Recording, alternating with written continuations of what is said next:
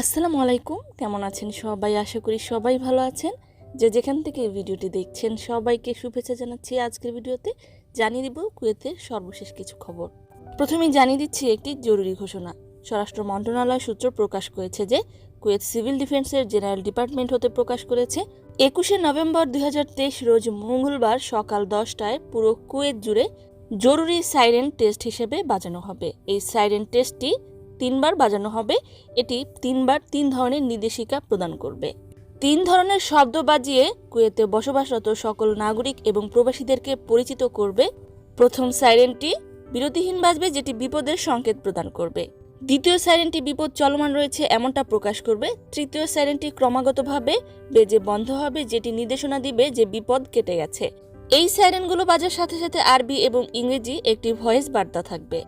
এবারে জানিয়ে দিচ্ছি অন্যান্য খবরের মধ্যে ভিসার খবর। একটি স্থানীয় আরবি দৈনিকে প্রকাশ করে বলা হয়েছে যে কেনিয়া থেকে কুয়েতে শ্রমিক নিয়োগ দেওয়া হবে। কুয়েতে চাকরি করার আগে কেনিয়াতে কর্মদক্ষতার উপর একটি পরীক্ষা চালানো হয়েছিল। এই কর্মদক্ষতার উপর 5,000 কেনিয়ান নাগরিকের আবেদন জমা পড়লেও কুয়েতের বিভিন্ন খাতে কাজ করতে দক্ষ এমন 1500 জন নির্বাচিত হয়েছে। নির্বাচিত 1500 জন আগামী ডিসেম্বর মাসে কুয়েতে আসবে বলে প্রকাশ করা হয়েছে। কুয়েতে নিযুক্ত কেনিয়ার রাষ্ট্রদূত এবং বাহরাইন ও লেবাননের প্রতিনিধি হালিমা মাহমুদ এ তথ্য প্রকাশ করেছে। এছাড়াও তিনি কেনিয়া থেকে গৃহকর্মী নিয়োগের জন্য একটি সমঝোতা স্মারক স্বাক্ষরের বিষয়ে চলমান আলোচনার কথাও জানিয়েছেন। অন্যদিকে কুয়েতে নতুন ভিসায় আগত প্রবাসী শ্রমিকদের প্রাথমিক মেডিকেল টেস্ট করানোর জন্য হাসপাতাল হিসেবে হাওয়ালি গভর্নমেন্টের অধীনে একটি বিল্ডিং নির্বাচন করেছে। প্রস্তুতি শেষ হলে হাওয়ালিতেই আগত শ্রমিকদের মেডিকেল টেস্ট করা হবে। অন্যদিকে স্থানীয় আরবি দৈনিক আরব টাইমসের সূত্র অনুযায়ী জানা যায় যে একটি স্কুলে ঝগড়ার জের ধরে স্কুলের বাইরে একদল ছাত্রের উপর একটি গাড়ি এসে একজন ছাত্রের গায়ের উপর উঠিয়ে দেয়। এই ভিডিওটি সামাজিক যোগাযোগ মাধ্যমে ভাইরাল হয়ে পড়ে। স্বরাষ্ট্র মন্ত্রণালয় সূত্র তাৎক্ষণিকভাবে বিশেষ অভিযান চালিয়ে ওই গাড়ি সহ গাড়ির চালককে আটক করেছে এবং এই ঘটনার সাথে যারা যারা জড়িত রয়েছে সবাইকেই আটক করেছে।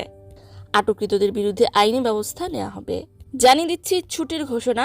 আজ সোমবার প্রধানমন্ত্রী শেখ আহমেদ নওয়াফ আল আহমেদ আল সাবাহ এর সভাপতিত্বে মন্ত্রী পরিষদের বিশেষ বৈঠকে 1 জানুয়ারি ইংরেজি নববর্ষের ছুটির ঘোষণা দেওয়া হয়েছে। সেখানে বলা হয়েছে যে 31শে ডিসেম্বর রবিবার এবং 1 জানুয়ারি সোমবার ইংরেজি নববর্ষ উপলক্ষে সকল ধরনের সরকারি প্রতিষ্ঠান বন্ধ থাকবে। 2রা জানুয়ারি মঙ্গলবার 2024 থেকে সকল ধরনের প্রতিষ্ঠান আবারও চালু হবে। অন্যদিকে মাদক নিয়ন্ত্রণ কর্তৃপক্ষ জানিয়েছে যে কুয়েতের জাজিজা কুব্বার এলাকায় 500 কেজি মাদকদ্রব্য হাশিশ পাচারের সময় চালানটিকে সফলভাবে আটক করতে সক্ষম হয়েছে। আরও বলা হয়েছে যে আটককৃত হাশিশের মূল্য বর্তমান বাজারের প্রায় 1.5 লাখ কুয়েতি দিনার। এই ঘটনার তদন্ত চলমান রয়েছে। এর সাথে সংশ্লিষ্ট সকলকেই আটক করা হবে। আজকে কুয়েতের সর্বোচ্চ তাপমাত্রা ছিল প্রায় 26 ডিগ্রি। সর্বশেষ কারেন্সি হলো কুয়েতি 1 দিনারে বাংলাদেশি 383 টাকা প্লাস। সর্বশেষ গোল্ড প্রাইস হলো 1 গ্রাম 22 ক্যারেট স্বর্ণের দাম 19 দিনার 100 পয়সা। জুয়েলার্সে কম বেশি হতে পারে। সম্মানিত ভিউয়ার্স, আজকের মতো এই ছিল আপডেট। পুরো ভিডিওটি দেখার জন্য ধন্যবাদ। এই ধরনের ভিডিও পেতে চাইলে ইউটিউব চ্যানেলটিকে সাবস্ক্রাইব করে দিবেন, ফেসবুক পেজটিকে লাইক এবং ফলো করে দিবেন যারা পূর্বেই করেছেন। সবাইকে ধন্যবাদ। আজকের মতো বিদায়। আল্লাহ হাফেজ।